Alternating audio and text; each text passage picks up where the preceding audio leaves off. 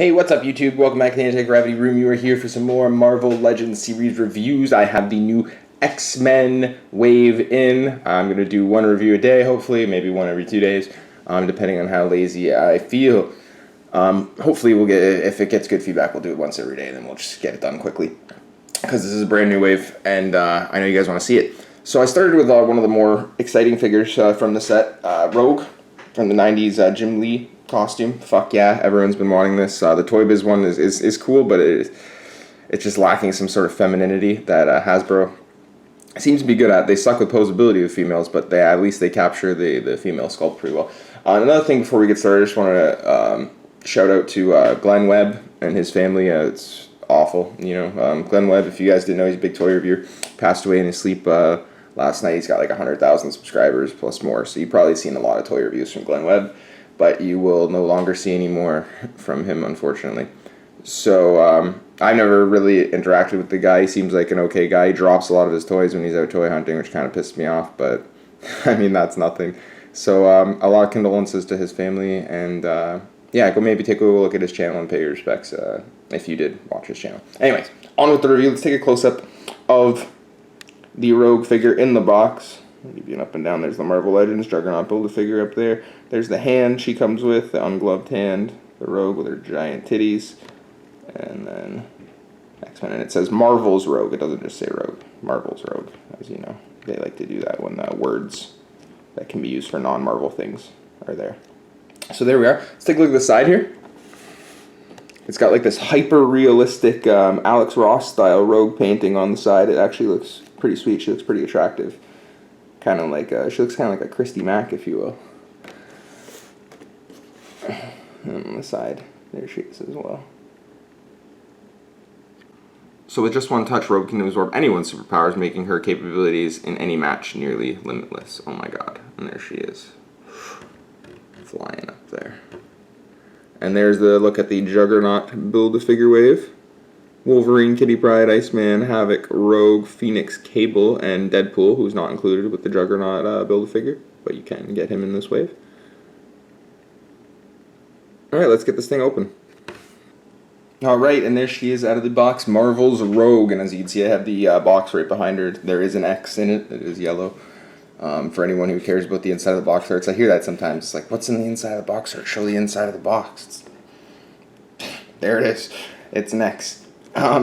Let's take a closer look at her here. So she kind of loses some of her face charm up close. It's still not bad though. Like, it looks like a female. It doesn't look like a mongoloid like some of them.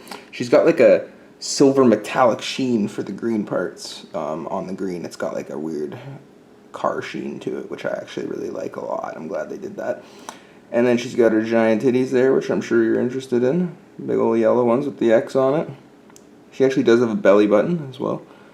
But yeah, there she is. She's a pretty good figure. I like it. I have a couple small gripes with it, but it's Rogue, so I can't complain. Everyone's been wanting a Rogue figure for a long time. There was a canceled Rogue figure with her Utopia style costume, and we never saw that. But I'd prefer to get the 90s Rogue anyway. So, okay, so here she is. Head goes left, and it goes right. It doesn't go all the way because their jacket thing is kind of in the way, and as you can see, she does have a collar up there. Her head does not look down, not even close. Like, that's as far down as you're getting it, and that's as far up as you're getting it, unfortunately, because she does have this lovely head of hair and the ribbon and the jacket collar. It's just too much. Well, I just hit my light. But yeah, it's too much. One major gripe I have with the figure, as you can see right here, is there's no sort of filling of the brown. So she has like these like vestless jacket, like a vest style jacket, and then she has just sleeves of a coat. It looks like it's really strange right here. And it's on the other side too. It's worse on the other side. So maybe I would have liked to maybe just paint that spot brown just so it kind of blends in better. As you can see there, yeah, it looks very sloppy. But I like the X on the coat. Nice touch. I like the coat a lot too. It's got even like little rivets here. I don't know if you can see it in the camera, but it makes it look like more like real leather, which is cool. But yeah, back to articulation. Ball joint shoulders. Oh my god. Her elbows go all the way back and all the way forward. They're not double jointed. but they are a little bit more articulated, I guess, than the average Rogue. Or average female figure, pardon me. You can rotate her wrist. You can go up and down with the fist. Pretty sweet. Same thing as this limb right here. And if you're not careful, you can pull her fist right off and throw her other hand on, which also does have rotation, articulation, and a pivot. So there you go. Cup your nuts with that hand. She can also sway. She doesn't have an ab crunch, but she has the typical female, limbo, and then lean kind of forward to the side so she can gyrate, Yeah. Her belt thing is independent, which is good because it always kind of hung to the side originally because she's wearing a men's belt, but it's kind of too big for her, so I like that. Her legs, typical ball jointed legs. She does have a thigh swivel, which is nice. Some female figures don't, so thank God we have that. Can't move all the way back because her bum shield piece is in place, but you can move all the way up and kind of to the side. That's about as far to the side as you're going to get. She also has double jointed knees, as you can see, so she can bend them pretty well articulated knee-wise. And one thing that you'll notice too is these green things are also independent, and also you might not notice, maybe mine just the glue is loose on them, I don't know, but I can pull these things down and have them be a little bit looser. See, as you can see there, the shield for the boot can move. I usually just keep it up high so it stays in one place, but yeah, you can totally do that if you want to. She does have ankle pivot, which is sweet. I feel like all Marvel Legends now have ankle pivot. It's like really fucking weird if they don't. But yeah, so articulation wise, she's about a regular Hasbro female figure. She lacks a little bit of head and leg articulation, but she's got the right sculpt of a female, let me tell you. Yeah, let's get into the sizes. Okay, so there she is at standing level. Let's take a look on the good old measuring tape. I'm going to say she's a little under 6, but she looks a little under 6. Oh my god, she's one of the taller figures. She's over 6. She's at 6 1/3 inches standing tall. It's that poofy hair of hers. So yeah, that makes her taller than, you guessed it, the old Spidey. Standing at just a little over 6, which is the average height for Marvel Legends. And Rogue, as you can see, definitely appears to be a smidgen taller. I also have Rogue bending her knees a little bit. Spider-Man is pretty much straight up. Let's take a look at her next to another female figure. And there she is next to our other favorite cleavagey hero, the Black Cat, just so you can get a size comparison of things. Oh, sorry, you were interested in the heights as well. Black Cat is a little bit taller, so she's still a little bit more woman, if you will. But yeah, she scales well with the rest of the female figures as well. I'll show you her next to Mockingbird as well. And there she is next to Mockingbird. Mockingbird's a little bit thinner and slenderer, but they're all in scale. As you can see, they're relatively the same height. So she's not going to look weird next to any other females. I thought at first she might look weird if you have like an Emma Frost.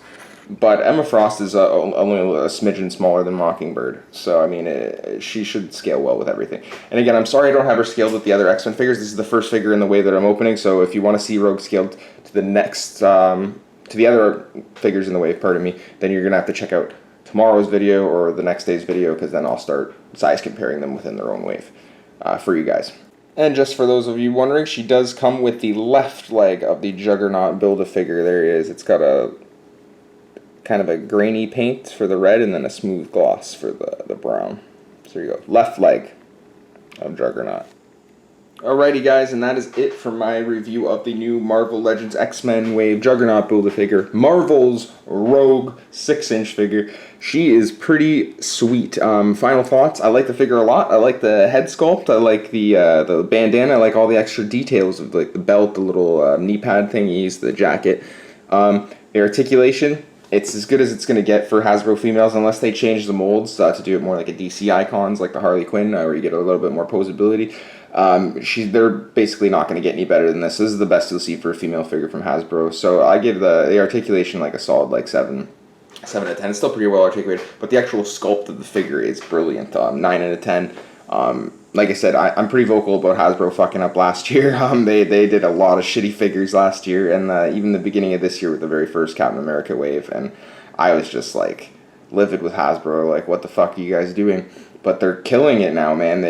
Between this last Spider-Man wave and the X-Men wave and the Giant Man wave, with the Falcon exclusive even and the Winter Soldier, like they look like the actors. They look like real people. They don't look like mongoloids anymore. Like I remember the problem with the Star Wars figures was that they only did helmeted characters well. Any person was fucking awful, and they seem to be correcting that. So kudos to you, Hasbro. Very well done. I highly suggest this Marvel's Rogue figure to anyone who can find it, or anyone who's in the mood for a bit of nostalgia for the Jim Lee days, which is really what I think all X-Men should be, because that's all anyone fucking wants or cares about. So stop with this new shit, or just go back to the 90s Jim Lee. No 80s movies, no 70s movies, no fucking stupid comics with mist that kills all the mutants. Let's just get 90s Jim Lee back. Get this Marvel's Rogue in your collection right away. And remember, guys, if you like the review, hit a like. I know I went on for a little bit longer today, but I can't get enough of this Rogue, and it's been my first review in a little while, so I'm in a talky kind of mood. But hit that subscribe button, hit that like button, and come back this week for more Marvel Legends reviews. See you later, guys. Yeah.